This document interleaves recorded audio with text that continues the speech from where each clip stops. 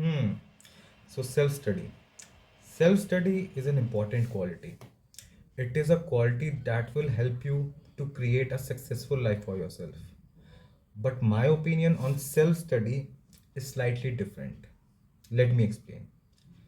So, haven't you noticed when you are out of a particular situation or circumstance how easy it is to spot the mistakes that you have made? For instance, your friend is working on a report, and for your opinion, he shares the report with you. And while you are going through that particular report, immediately you are able to spot a mistake. It isn't that your friend was not smart enough or he did not give his 100% on that report. It's just that because he was in the middle of it, he was not able to identify the mistake that he made. And that quality of identification of mistake comes from self study. And this quality, is very prevalent in athletes. Athletes have this quality of self study.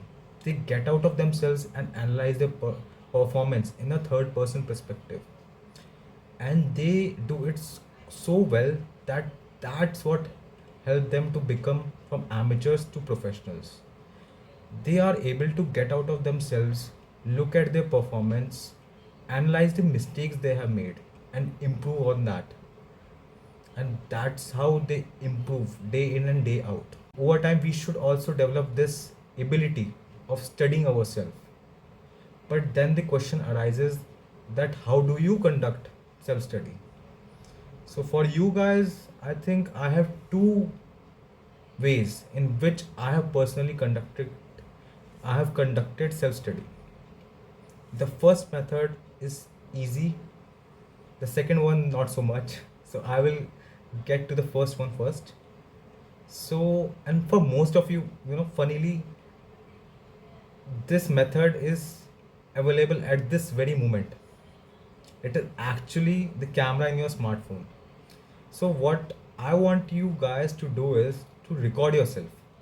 Record yourself in different situations wherever possible, and not every day, but for some days actually. Throughout the year, some days you can make out, right, for this particular activity. Record yourself in different situations. Like I record myself while I am working, while I am training in the gym, while I am out in a cafe, or while I am out traveling, while I am meeting my male and female friends. I record myself in different circumstances and analyze how I react to the particular situation, how I react to my, let's say, failure in the gym. And that's how I sometimes improve myself.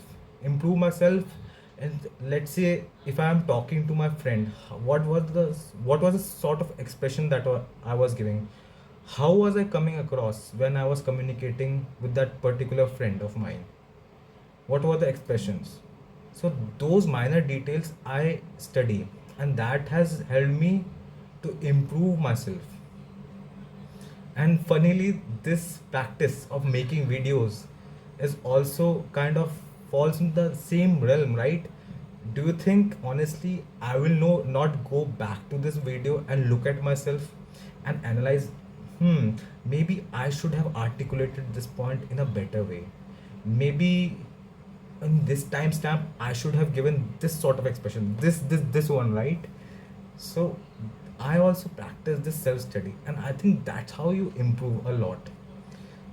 The need of self study is because there is a gap. There is a gap between what we perceive that we are projecting and what we are actually projecting. And that is why I think we should conduct this self study so that we are able to bridge that gap going forward. And I think that will help us in our lives going forward. In any sort of social circumstances, we will be able to tackle those situations in a better way. So this is the first method. Record yourself in different situations and analyze that how you are giving the expressions, and study yourself and try to improve yourself.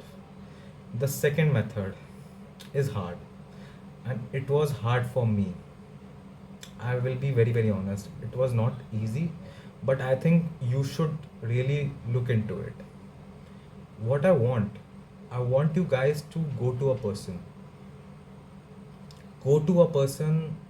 who you can trust, who will give you his or her honest opinion about yourself, who will not bullshit you around and give you pleasing answers.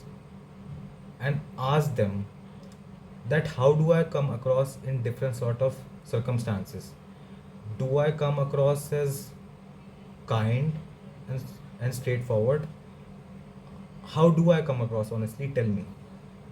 Because I had this vision sometimes that I was very straightforward and direct.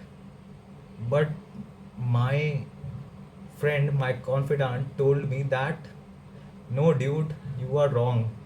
You sometimes come across as A grade a hole, and that was really eye opening for me. So that is why I want you to find that person that will not give you bullshit, and ask them for their opinion honestly. And to be very honest, because be prepared, because they will give you some sort of negative feedback. And honestly, who likes to hear negative things? We all crave positive affirmations, right? Because no one likes to hear negative things about themselves. But I think the actual growth lies when you are able to hear negative things and work on them. Because to be honest, that's where growth lies, and that's where you can actually excel in your life.